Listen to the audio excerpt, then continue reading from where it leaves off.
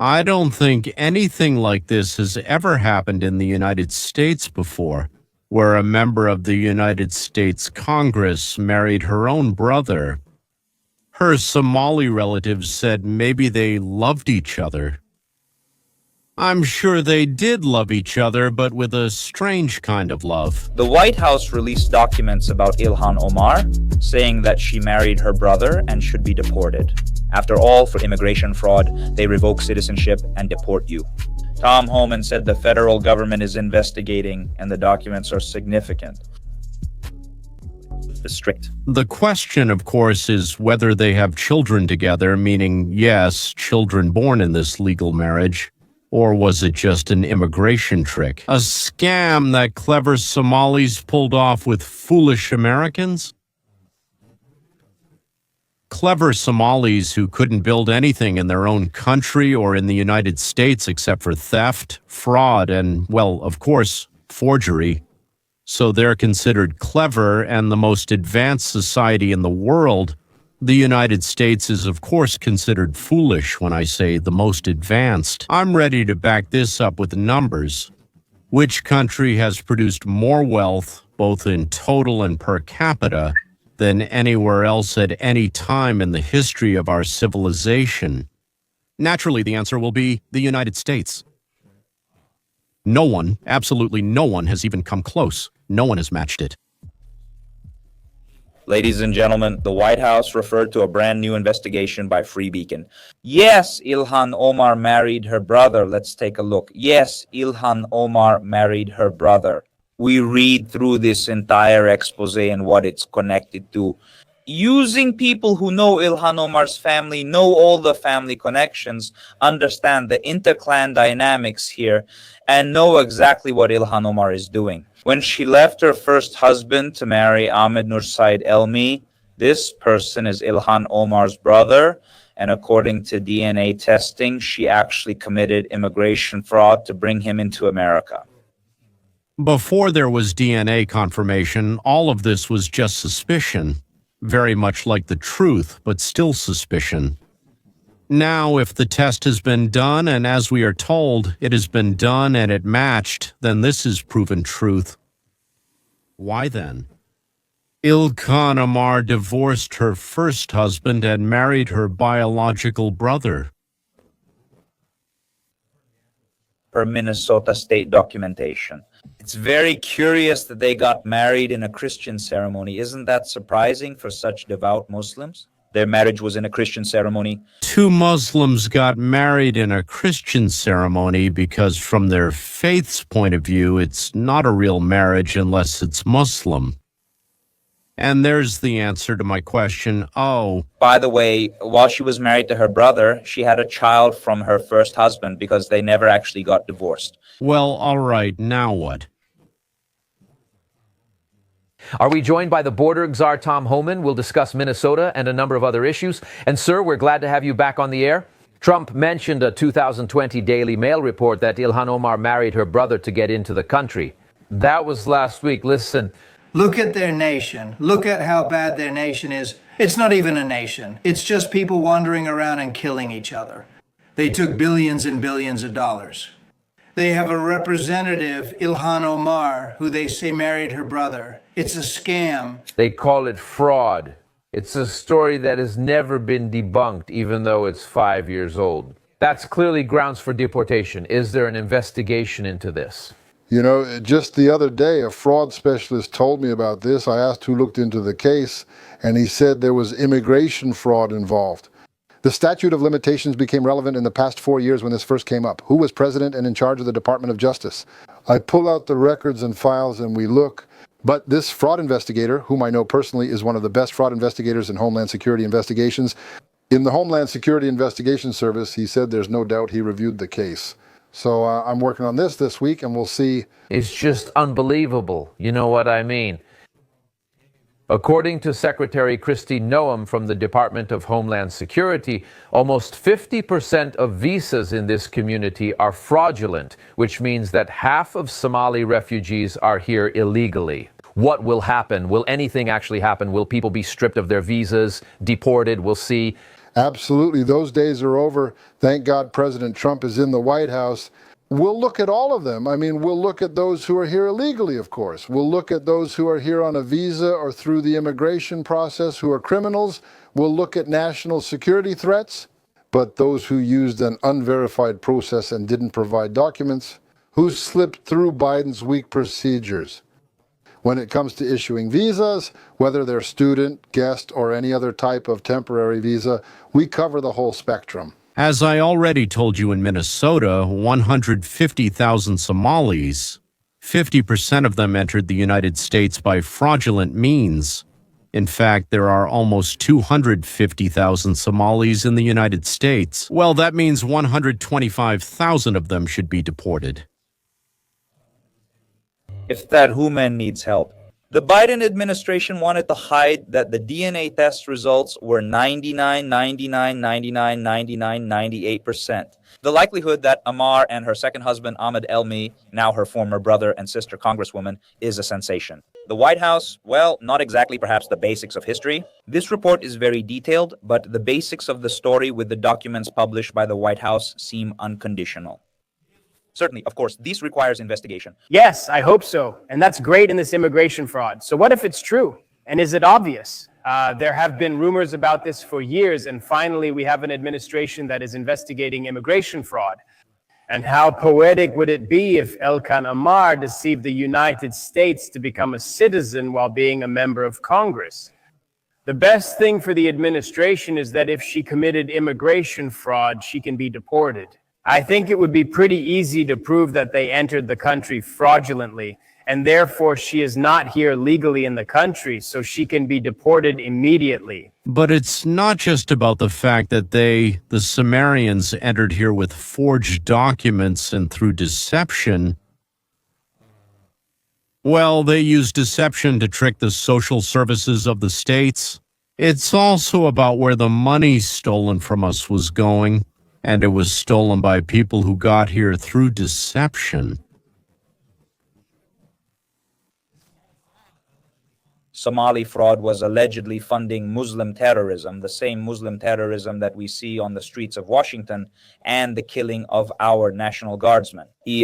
What should be done with the Afghan refugees that Joe Biden brought here en masse? What should be done with the Somali fraudsters who are funding al-Shabaab with our tax money?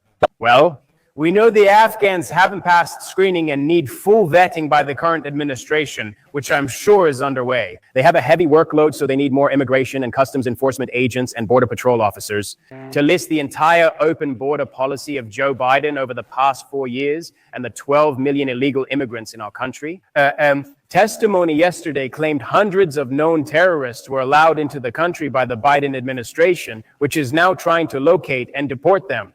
But that's only part of it, and the fraud should be investigated by the Department of Justice. It's a criminal offense, stealing taxpayers' money when you have no right to receive it. I believe those who stole taxpayers' money through government programs and deceived the United States should also face criminal charges. But also, I think the leaders of the state, like Waltz, who knew or should have known that this was happening, should also be held accountable. You understand that the Biden administration has done so much of this in so many places that there simply aren't enough investigators to look into everything they've done.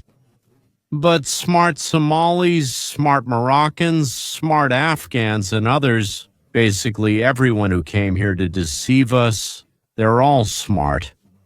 But the truth is, they didn't just stop at deceiving us. With drug dealers, we're just wasting our time. Remember that. We're just wasting our time. And this toughness includes the death penalty. 12 kilograms of fentanyl hidden in a hospital safe, managed by a woman who was trusted to protect the sick and elderly, while patients disappeared behind her doors. This wasn't a street stash, but a medical office turned into a harvesting site. This wasn't an external threat, but murder, organ theft, and betrayal in a white coat. If you want to see the depth of this network, we're going deeper. The worst people on earth and illegal drugs have devastated American communities, creating the biggest law enforcement problem in our country's history, and hopefully it will remain the biggest. 4:20 a.m. Columbus, Ohio. The private hospital parking lot was quiet, lit by a few lights until the silence was suddenly broken. FBI and Drug Enforcement Administration agents burst inside, their voices sharp and clear, boots pounding on the floor, radios crackling. The whole building shrank in fear. A place of healing suddenly turned hostile. The agents reached the second floor. Finding the director's office locked, they smashed the door with a steel hammer, splintering wood and bending metal. Inside, everything looked normal. Family photos, flowers, a tidy desk. But beneath this calm, something dark lurked. A heavy safe, with tools slicing through thick metal. When it opened, the air changed. Inside were 12 kilograms of fentanyl, sealed bricks like bundles of money, a pistol, and a locked phone. Minutes later, Hospital Director Amina Hassan, 48, was handcuffed. Her white coat hung loosely as nurses watched in silence. 9 years of trust collapsed in a single morning. They also, following the example of the Palestinians, set up their drug labs in large hospitals, in clinics, in nursing homes, in schools, and in kindergartens. And they also trafficked the organs of those entrusted to their care. For many years, the hospital was peaceful, patients waited quietly, nurses walked through clean corridors, and families trusted the smiles. No one suspected a criminal operation was hidden behind these doors. No gang signs or street dealers. Everything appeared professional. Every week, fentanyl and heroin were smuggled into the hospital as medications. The staff never said drugs. They used the code phrase, special weight loss medicine. Small white vials were moved from room to room, handed to unsuspecting patients, each containing enough fentanyl to wipe out entire neighborhoods. Financial reports showed the hospital ordered 10 times more supplies than necessary. Midnight deliveries came with perfect labels, sterile gloves, gowns, lab equipment, but inside were bricks of pure fentanyl. Parents brought their children for treatment. The elderly came to donate blood. People trusted the hospital with their lives. Meanwhile, a second criminal business was growing inside the building, hidden behind tablets, badges, and polite smiles. Amina Hassan wasn't practicing medicine. She was running a drug operation. Do you think? There was only one such hospital and one nursing home in all of America. Or were there more than 3? And you understand that this flourished under Biden. Despite numerous testimonies and complaints, it is never investigated. It was never investigated. Maybe it's because everyone who was at the top of the pyramid was in on it. The most horrifying part wasn't the fact that Nifantanil was the creepiest, but the way the hospital learned to legally kill on paper and harvest organs without suspicion. The victims included forgotten elderly, patients without relatives, the homeless, and accident victims sedated before they could speak. They were selected since no one would question their disappearance. The undercover agents discovered a system designed to make murder look legal. Upon arrival, patients were labeled critical, and within an hour, documents showed both a doctor and administrator had approved emergency organ donation. Most victims never woke up. A corridor missing from official maps led to a secret surgical ward, bright lights, metal tables, and no plans to save lives. Records listed the bodies by numbers only, no families, consent, or medical history. When analysts studied these files, the scale shocked everyone. 315 operations in 9 years. Many lacked death or burial records. Causes of death were unclear. Organ removal wasn't noted. And harvested organs were shipped in refrigerated containers labeled emergency donor material with other medical cargo. While the money flowed through the Cartel de Jalisco Nueva Generación Sinaloa cartel, the hospital joined an international human trafficking network. This is 21st century America. This isn't Jazunglandia, it's not Schmongolia. This is the state of Ohio, United States of America, which let in savages, barbarians, and bandits. They welcomed them into their home, paid for their difficult adaptation. And they were touched that these unfortunate people who didn't know how to live in Western society found jobs and learned English. They drive cars and don't eat with their hands. Well, it turned out they eat with their feet. As soon as Amina Hassan was detained, the agents realized the hospital was just the beginning of the map. At headquarters, they showed clinics, warehouses, and companies across Ohio, all connected by one network. The order was clear: attack everywhere at once before sunset. Unmarked convoys moved across the state. Armored trucks appeared behind pharmacies, and helicopters silently circled above the frozen streets. 2 agents burst into a private clinic through the back door. The reception was empty, but the basement held locked refrigerators with sealed containers labeled as medical samples, though a strong chemical smell lingered. Clean instruments lay ready for an operation on the table. At the warehouse, by the river, things were different. Gunmen hid behind crates. When the feds arrived, a shootout started. Bullets hit metal, sparks flew, and agents hid behind cars. The commands were clear, sharp, and without panic. A flashbang grenade exploded in the side window, lighting up the room with white light. The shooting stopped at the far edge of the city. The refrigerated truck tried to escape, engine roaring and smoke pouring out. It rammed the gates toward the highway, but 2 federal SUVs sped up and blocked it. Tires screeched as the truck skidded to a stop. When they opened the doors, the agents found boxes of money and sealed honey.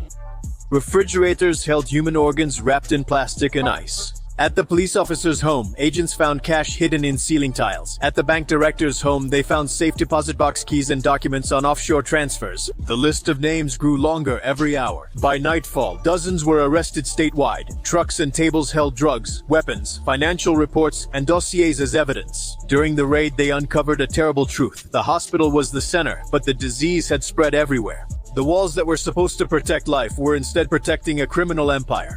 Ohio awoke to flashing sirens and helicopter noise. The promise of safety was broken, revealing to the entire state the extent of the betrayal. This isn't Minnesota. I told you it's Ohio. I'm not sure who or how many were arrested. Well, in Minnesota, it's about 400 already, yeah. I don't know where the chain leads. I haven't found confirmation of all this in FBI reports, for example, but maybe these are just cases that are being investigated, so there are no reports yet. But the fact is that those who came here settled close to each other. They arrived as a group and settled as a group. They assimilate worse, and they also participate in a significantly larger number of crimes than those who, well, ended up alone among Americans, among English speakers, and living by American laws. The epidemic reached us. I would say it came from Europe, probably, but here it's almost in its infancy, while in Europe it's already in full bloom, and many say the point of no return will be passed. It will continue. Each administration in its first or second year conducts a strategic review that defines the economic, diplomatic, political, and military objectives of the United States in foreign policy.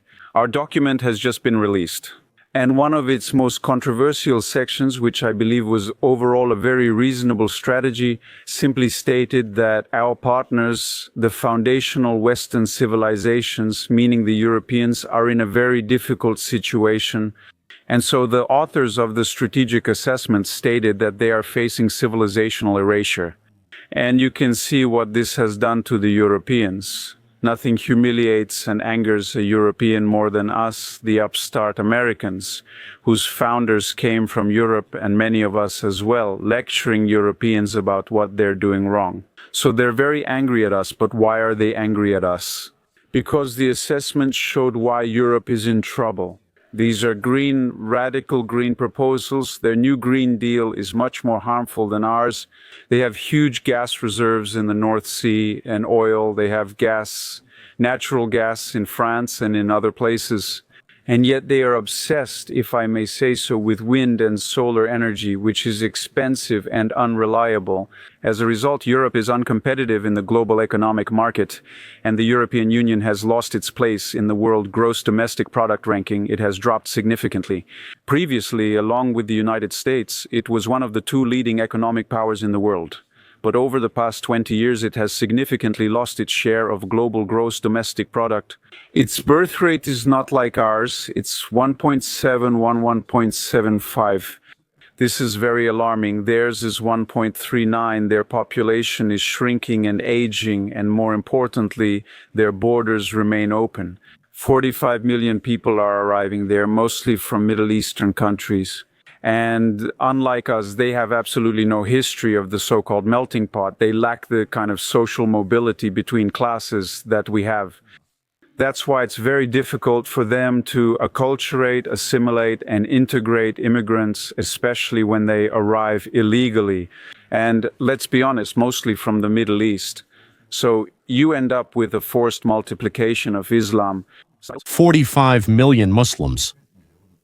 45 million Muslims have come to Europe because life there is better than it was in the countries they rushed from, and they were allowed into Europe. They began receiving free food, drinks, clothing, housing, and medical care. Well, there are 45 million of them, many of whom believe that Allah made these, I don't know, those ungodly European idiots work hard so that Muslims could be fed, and Muslims should get everything for free. The attitude of the United States in this report was not like that. You should have done this, you're bad, we don't like this. No, rather it was like this. We should be brothers, we should be equal brothers, Europe is the foundation of the entire West. Greece, Rome, the Pope, the Renaissance, the Enlightenment, all this magnificent culture was born with you, and we are its branch, its offspring, and we want to be your partners, and we want to be equal with you. Could you please consider ending censorship, opening up discussion, and perhaps reconsidering your energy, military, and migration policies and issues? And come back to play the game with us as equals. They got very, very angry about that, but here's what makes us angry about their anger. Europe is kind of like the infamous one-eyed jack, a card where you can only see one eye and you turn it over. Maybe there's something entirely different on the other side. What do I mean? There are 32 NATO countries in the alliance outside the United States and Canada. 30 of them are in Europe, and out of those, 27 are members of the European Union, and European members of NATO. That's how they are, almost the same. In most cases, 90%, the same country belongs to both the European Union and NATO. But here's the metaphor of the one-eyed jack. NATO members say, yes, we want to prepare for a confrontation with Russia. Yes, we've invested 2% of our gross domestic product in military spending. Yes, we want to reach 5%. Yes, we want the United States to be our leader at any cost. We spend 16-18% of our budget. We want to integrate with you even more, and we are so happy that you are with us again. And Donald Trump, Daddy, turn over the card. Now we say these same people are not speaking as NATO members desperately in need of military aid from the strongest military power in the history of civilization. They are speaking as globalists and utopians. European Union? Don't lecture us. We can censor X. We can censor Facebook. We don't have a First Amendment. We don't allow unlimited freedom of speech like you do. We don't have a Second Amendment like your wild cowboy-style bravado over there. By the way, we're much stronger when it comes to diversity, equality, and inclusion than you are. And as Mrs. Merkel, the Chancellor of Germany, once said, yes, we can do it. We can integrate millions of people from the Islamic world into our culture, so don't lecture us about that. And yes, we will rearm in our own way. As for our foreign policy, we don't understand you. We believe that Israel is a colonial settler state, which is actually not the case. And we support Hamas or Hezbollah, or we have a completely different attitude. We have peaceful solutions. We are not Neanderthals, so how should we as Americans relate to Europe when we see this decline, and we see it because this is also present in the United States. So basically this whole report was saying, if you read between the lines, we have problems with birth rates, we have problems with immigration, we have problems with green terror, we have problems with ideas, we have problems with pacifism, but unlike you. But we didn't say it like that. We're dealing with it. We have a counter-revolution. All we're asking from you is to consider the voices of dissent on your own continent. Maybe they're on the right track. Maybe they, like us, have found that this system is toxic, the one both we in America and you in Europe have experimented with. We're both Westerners, so let's stop this nonsense. Open borders, pacifism, green energy, and get back into the global game. Because we have China, Iran, North Korea, and Russia as enemies, and we want to be partners. An honest review of the Trump doctrine. I only upset him because I couldn't explain it myself in such a simple and precise way as Victor Kenso wrote it. It's the same thing, but that's exactly why I played it for you, and I stand by every word he said. And now let's go back to the beginning of our story. Ilhan Omar, 80,000 Somalis who settled in one city and vote on command. I don't know who their leader is. Maybe a tribal chief, maybe someone else. When they ended up together in one electoral district, they became a force, managed to send their representative to Congress, steal $8 billion bribe or intimidate the mayor, the governor, and the state attorney general, sending money stolen from Americans to a terrorist group that fights against whom? Americans. Americans don't like this. A lot of other United States citizens don't like it, and they no longer want to do good for the whole world.